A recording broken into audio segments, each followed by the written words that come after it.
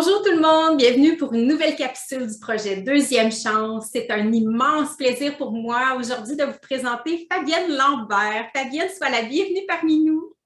Coucou Isabelle, coucou tout le monde, ça Bonjour! me fait super plaisir aussi, merci de m'avoir invitée. Oh, merci d'avoir accepté. J'aimerais, Fabienne, que tu commences par nous dire qui es-tu, quel genre de femme tu es et qu'est-ce qui constitue ton univers actuellement. Alors, là déjà je viens de fêter ma 50e année. Ah, bonne Ça ne se voit pas. Pas du tout! Wow! Et donc à partir de maintenant on compte à rebours. C'est ça. Et plus sérieusement, je suis maintenant depuis 8 ans coach du bonheur personnel, relationnel et sexuel. Il y a deux grands pans de mon activité parce que en fait quand je me suis réorientée, j'aurais bien voulu faire psycho, mais avec un job un petit bout, c'était pas possible, ça n'existait pas en cours du soir en horaire décalé. Donc je me suis réorientée vers mon deuxième choix qui était la sexologie, mais j'avais pas assez avec ça parce que sexo, ça n'a pas de sens si tu n'étudies pas le couple en plus. Et quand tu te rends compte qu'un couple, c'est deux individus qui ont un bagage, tu as intérêt à étudier l'individu. Vraiment? Et donc maintenant, dans le pan coach et hypnothérapeute du trauma, j'accompagne surtout les femmes, les gentilles qui ont un grand cœur, qui se sont fait avoir, qui ont eu des traumas, à se libérer vraiment de ces stress du passé. Et à retrouver de l'estime d'elle-même, de la confiance en elle, à travailler leur mindset et à vraiment aller vers, j'ai envie de dire, du féminin divin. Et parce que ce n'est que quand on a ça, en fait, nous les femmes, quand on s'aime suffisamment et qu'on se respecte suffisamment, qu'on peut vraiment créer un chouette couple. Moi, c'est ce qui m'est arrivé dans ma vie. J'ai été très longtemps dépendante affective parce que j'avais un gros manque de confiance en moi dû à ma maman. Enfin, je ne vais pas tout raconter, sinon on va y passer des heures. Mais c'est vrai que je suis tombée sur un pervers narcissique et toutes les épreuves de ma vie, en fait, maintenant me servent. Et donc, voilà, j'en suis arrivée finalement à rencontrer mon mari avec qui je suis depuis 20 ans, grâce au fait que j'ai appris à m'affirmer entre-temps, quoi. Voilà, donc les deux pans, c'est l'aspect individuel, surtout avec des femmes que j'accompagne à rayonner. Et l'autre aspect, c'est sexe au couple, où j'apprends plus au couple à se comprendre dans leur fonctionnement, parce que entre mes femmes, on est quand même fort différents, pour moi complémentaires. Mais bon, voilà. Et donc, je travaille surtout au niveau du plaisir et du désir féminin, parce qu'un couple au long cours, ça s'étiole un petit peu. En plus, on a des problèmes de communication. Et donc, voilà, je travaille un petit peu tout ça. C'est les deux grands piliers de mon activité depuis 8 ans. Quel bel univers! Je suis aussi maman Oui. D'une personne qui va avoir 12 ans et que j'ai eu par in vitro, par procréation médicalement assistée. Donc, je suis très contente d'en avoir au moins un, même si j'en voulais deux, mais la vie a décidé autrement. Mon deuxième bébé, c'était mon boulot. Wow! Génial! Dire plus pour le moment. Mais non, mais c'est parfait, c'est parfait. Tu nous mets en contexte. Mais dis-moi, Fabienne, qui étais-tu il y a 10 ans? Ah, la petite fille de 10 ans, quand j'y repense, elle n'était pas très heureuse, en fait, contrairement à la coach du bonheur de maintenant. En 10 ans, je devais être en 5e primaire et je sais que il y avait certaines gamines dans la classe des pétasses, comme on dit chez nous en Belgique, qui étaient un peu cassantes avec moi. Et je me souviens que j'avais fait une grosse crise de nerfs. J'avais cassé mon banc en le tapant comme ça, en disant « j'en ai marre !» C'était assez conflictuel avec ma maman qui avait quand même vécu le drame de perdre son frère, qui était dépressive quand elle était enceinte de moi. Donc, je n'étais pas une enfant super enjouée, super épanouie. Ma maman était très stressée sur la bouffe, donc j'avais jamais un bonbon, jamais un chocolat, jamais rien. Donc, ce qui a fait que finalement, j'ai été leur taxer des sous dans les poches pour pouvoir m'acheter des bonbons. Après, j'ai un petit peu profité, hein, comme tu peux voir. Donc voilà, c'est vrai que la gamine de 10 ans n'était pas forcément super bien dans sa peau. Mais il y a 10 ans, à 40 ans, comment étais-tu, toi? Ah, à 40 ans, là, oui, ça, c'est pas pareil. Excuse-moi, j'avais pas compris. Oh non, il n'y a pas de problème. C'est intéressant aussi de connaître l'enfance. Quand j'avais 40 ans, donc il y a 10 ans, je venais d'être maman.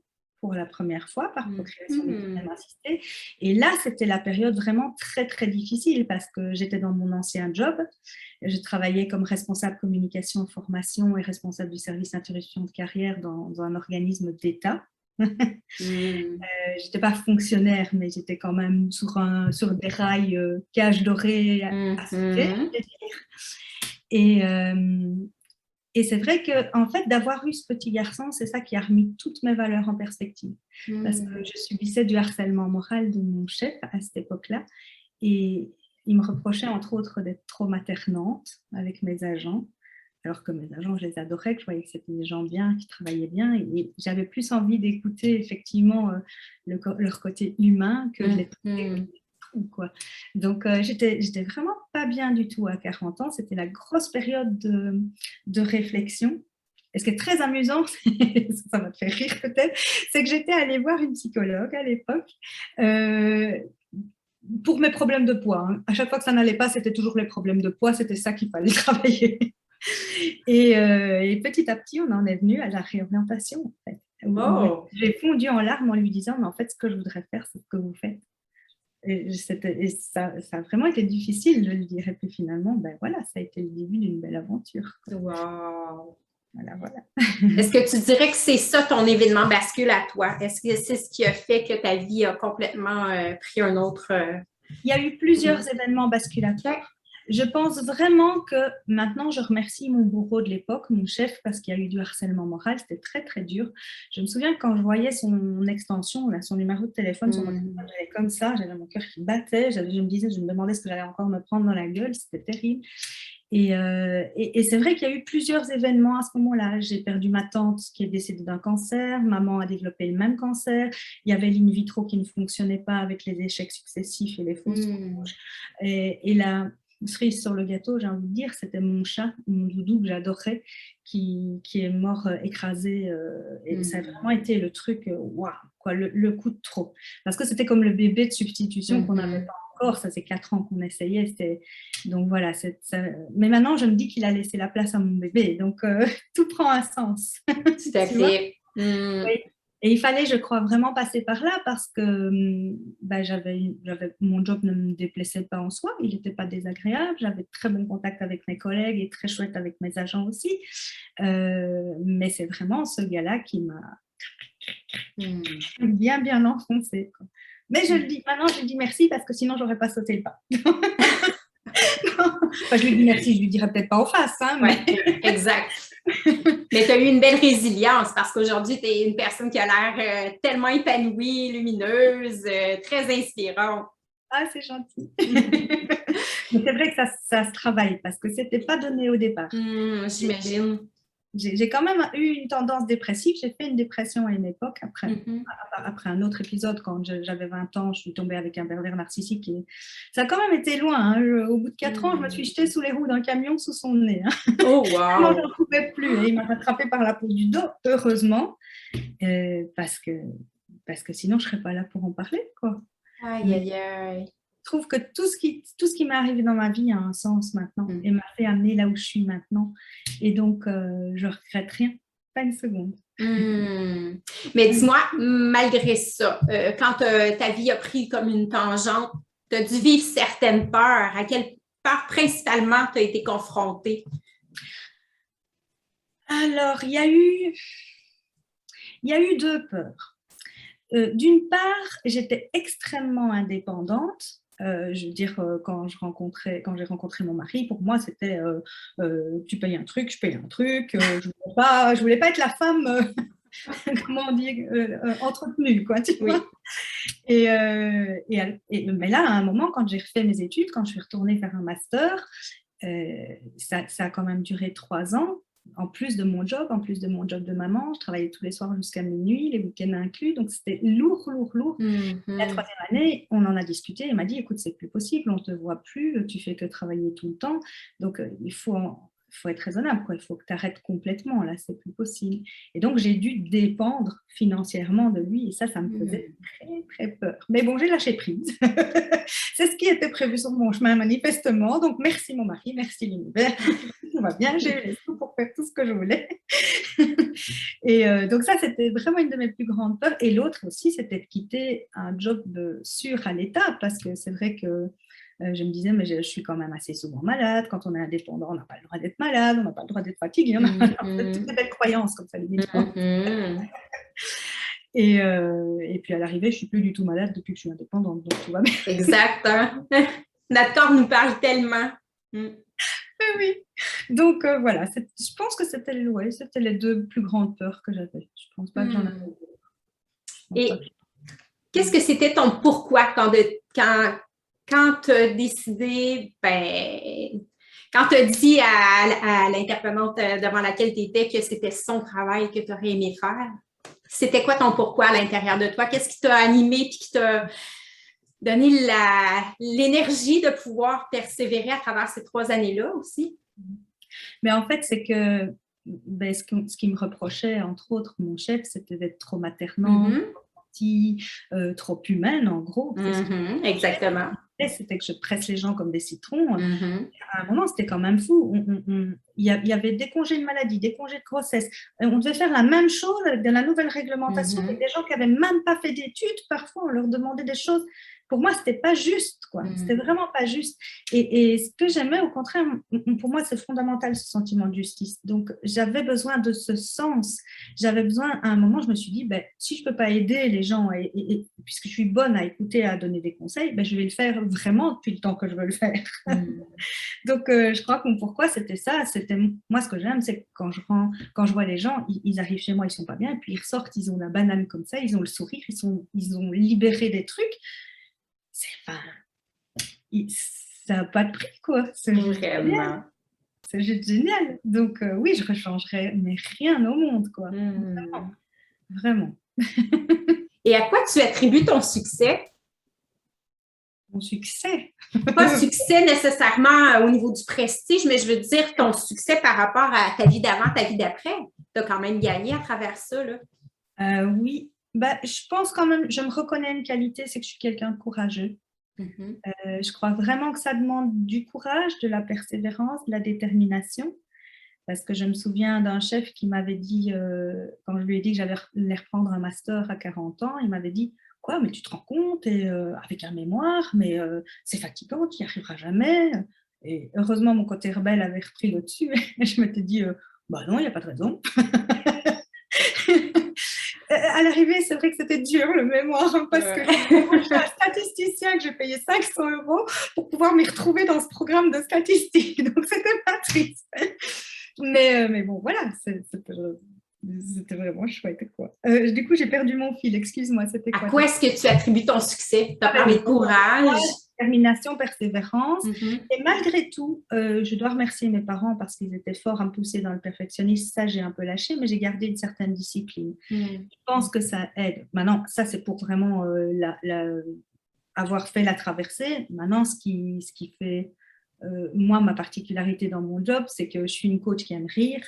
Je fais rire mes patients, j'aime rire avec eux. Je trouve que le rire, c'est quelque chose, c'est la meilleure des thérapies. Et oui, c'est vrai que j'ai un côté maternant, je les chouchoute, je les aime, quoi. Donc, voilà, je travaille avec mon cœur. Qu'est-ce que tu dirais que c'est la plus belle chose que la vie t'a enseignée à travers toute ton expérience? Oui, je sais. C'est que pour moi, s'il y a bien une chose à retenir, c'est que toutes nos épreuves, elles ont un sens. Que c'est comme si sur notre chemin de vie, on avait des pierres et il faut transcender ces épreuves-là. Ce n'est pas juste des épreuves pour nous casser, c'est des épreuves qui sont des défis et des challenges.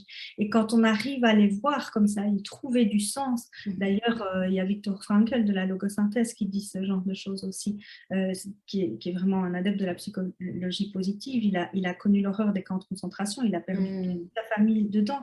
Et il le dit, pouvoir mettre du sens sur nos épreuves, c'est vraiment quelque chose qui aide à aller vers plus de bonheur. Et je pense que oui, ça, c'est vraiment ce que la vie m'a appris, c'est pouvoir mettre du sens sur tout ce qui m'est arrivé, parce que par la suite, j'ai pu faire la relecture de tout et de me dire, mais oui, mais si j'avais pas eu ça, je serais pas là. Si Exact. pas eu ça, Exact. Quand on est dans la situation, souvent, c'est comme si on est trop près d'une image, on voit que certains détails, puis ça paraît incohérent, mais quand on prend du recul, c'est là que tout prend son sens. Hein. Maintenant, il faut parfois quelques années. Hein, oh, que oui! Vraiment. Quand on est dedans, on est dedans. Oh là là! Mais bon, après, oui, c'est vrai que quand on arrive vraiment à mettre du sens, et ça, c'est, si je peux donner un message d'espoir aux gens, c'est ça. Je peux me permettre de faire une petite digression parce qu'en fait, aujourd'hui, j'ai appris d'une amie qu'un de ses amis s'est suicidé. Et ça, je trouve terrible parce que j'ai moi aussi failli le faire, même à 3 reprises, si je ne me trompe pas.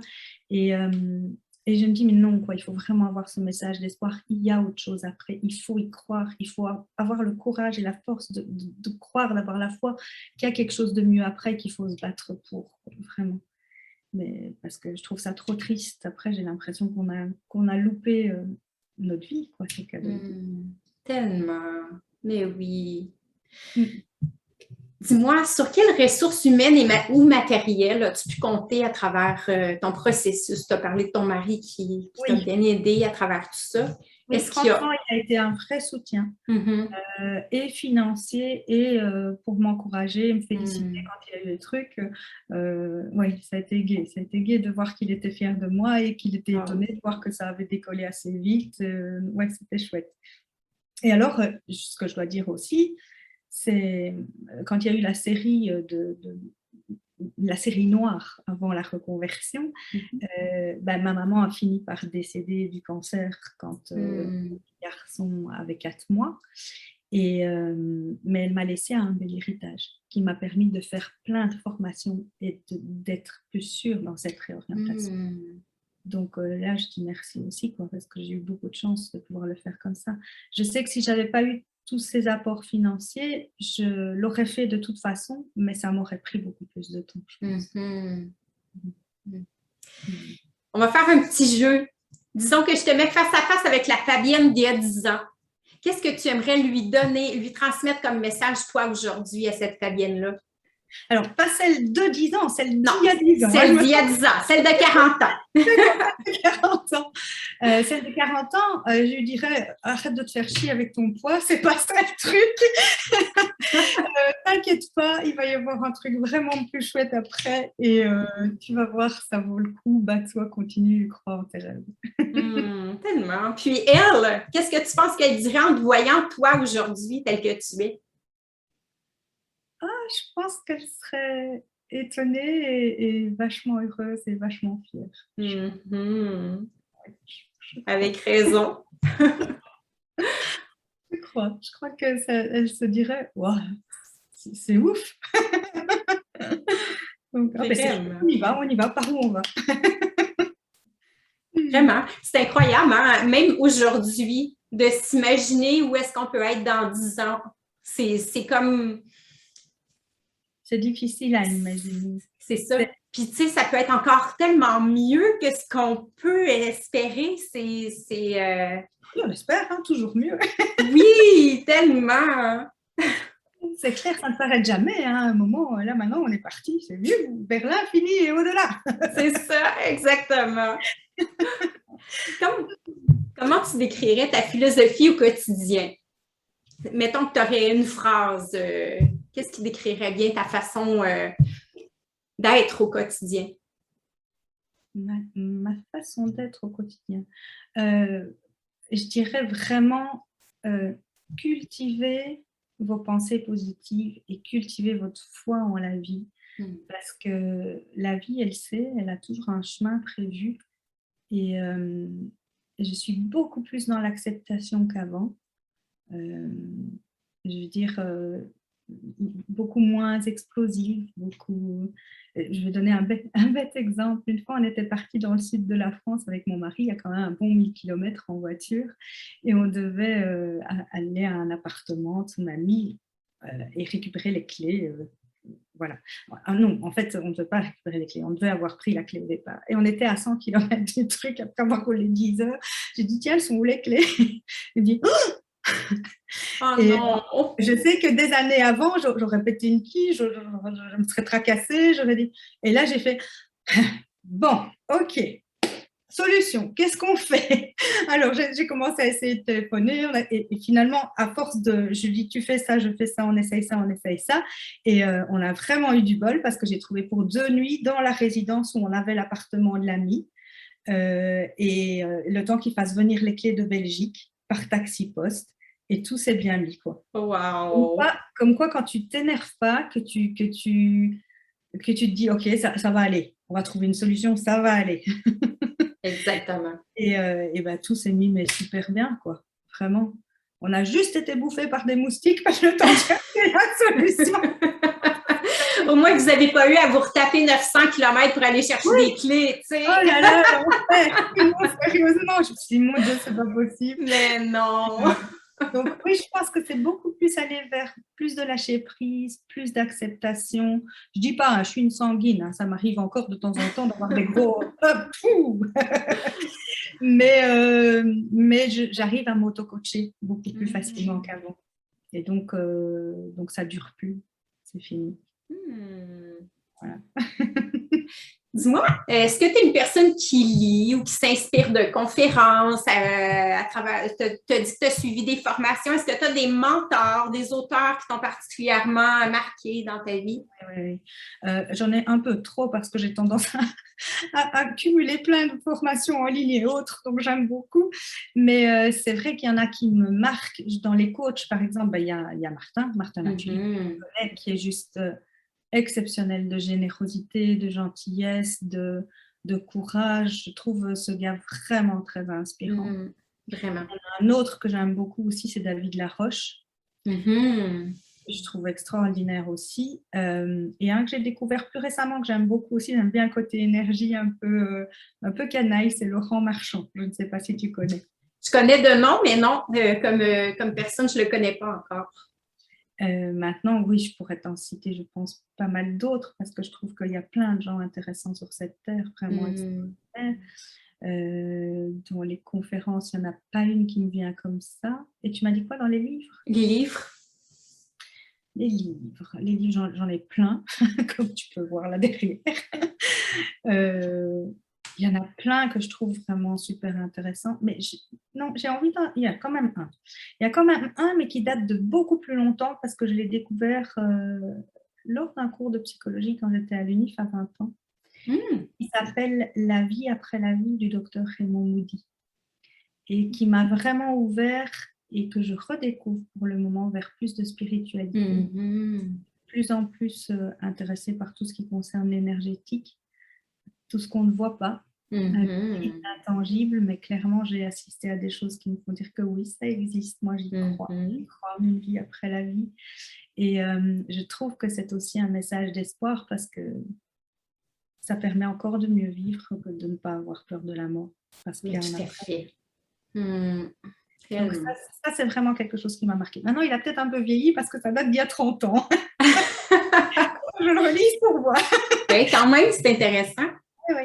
Mais dans la même ligne d'idée, du coup, je suis en train de lire. Alors, c'est de Michael Newton, Souvenirs de l'au-delà, que je trouve super intéressant aussi, qui est vraiment passionnant. C'est un hypnothérapeute assez cartésien qui a commencé à faire des hypnoses de régression dans l'entre-vie et qui ramène plein de témoignages. Et c'est vraiment fascinant. Fascinant, c'est fascinant, vraiment. Vraiment. Donc, comme par hasard, je me suis inscrite à une formation de régression en plus des hypnoses que je fais déjà. Ça, je vais rajouter à mon package. Wow! Et c'est génial! Mais on est en constante évolution de toute façon. Ah oui, s'il y a bien un truc que je retiens, moi qui a toujours adoré apprendre, quand on est là-dedans, on ne peut pas s'empêcher de faire au moins une formation tous les ans, quoi. Ah oui, vraiment. C'est super gai, c'est évoluer tout le temps. L'évolution, c'est une vraie valeur, vraiment. Tout à fait. Dis-moi, si tu avais un conseil à transmettre aux femmes qui nous écoutent, qu'est-ce que ce serait ce conseil-là? Un conseil? Ah oui, j'en ai un. Je viens d'y penser. Arrêtez de vous oublier. Je sais que les femmes, la plupart du temps, elles ont un cœur comme ça, immense, énorme. Elles font plaisir à tout le monde, elles prennent soin de tout le monde, elles prennent soin de leur mari, de leurs enfants, de leurs parents, et elles s'oublient. elle s'oublie elle. Mais je pense qu'on est vraiment dans une société où on est en train d'aller, et je l'espère, c'est souhaitable, vers plus de valeurs féminines, mais du coup où les femmes ont un autre rôle à jouer. Et je suis maman, je suis ravie de l'être, j'ai tout fait pour l'être, mais je pense que vraiment, alors je dis pas, chez certaines ça suffit et c'est très bien, mais si vous avez une autre envie, si vous sentez que vous avez quelque chose pour participer, pour vous mettre votre pierre à l'édifice, pour être ce petit colibri, il faut le faire, il faut vous donner aussi de l'importance et aussi prendre soin de vous parce qu'on ne peut pas remplir le verre de l'autre si votre carafe elle est vide. J'adore cette citation. Tu ne peux vraiment aider les autres que si tu es bien toi-même. Et donc, il faut d'abord prendre soin de soi. Tout à fait. Et là, chère Fabienne, qu'est-ce que je peux te souhaiter pour l'avenir? Est-ce que tu as des projets que tu aimerais concrétiser pour les prochaines années? Les projets, j'en ai plein. J'ai plein d'idées et pas assez de temps. Ah oui! Oui, disons que j'aimerais bien. J'ai 2 programmes en ligne qui sont en train de se mettre un peu proprement. Un sur le plaisir féminin et un qui s'appelle Meilleur amant, meilleur aimant, mais que je vais faire évoluer au pluriel. Et ben, je voudrais bien faire mon site web un nouveau parce que le mien est vieux et automatiser un petit peu tout ça. Et puis reprendre des groupes quand le Covid nous permettra un petit peu parce que ça, j'aime vraiment bien de faire des ateliers de groupes. J'en ai déjà fait là. J'en ai fait pour les groupes. J'ai fait des apéros sexo. Ça, c'est super drôle. On est entre nanas, on boit un verre et on discute tout. Très amusant. Et puis, j'ai fait aussi un super chouette programme sur 9 mois qui était estime, confiance et affirmation de soi au féminin, mais que je n'ai pas pu faire depuis 2020. Donc, voilà, il y a plein d'envies, plein de projets. Tu peux me souhaiter de réaliser tous mes projets. Ah ben, je te souhaite de tout cœur, mais je suis certaine que je te sens déjà tellement dans une belle énergie que ça va se concrétiser. J'en suis certaine. Ça avance pas aussi vite que je voudrais, mais petit à petit, ça avance quand même. Un petit peu à la fois, c'est ça l'important. Ben, merci de tout cœur d'avoir pris du temps pour nous partager ton témoignage. Vraiment, tu es une personne lumineuse, dynamique, inspirante. Je te souhaite le meilleur du monde. Merci Isabelle, merci beaucoup. Je t'embrasse. À bientôt. Au revoir tout le monde.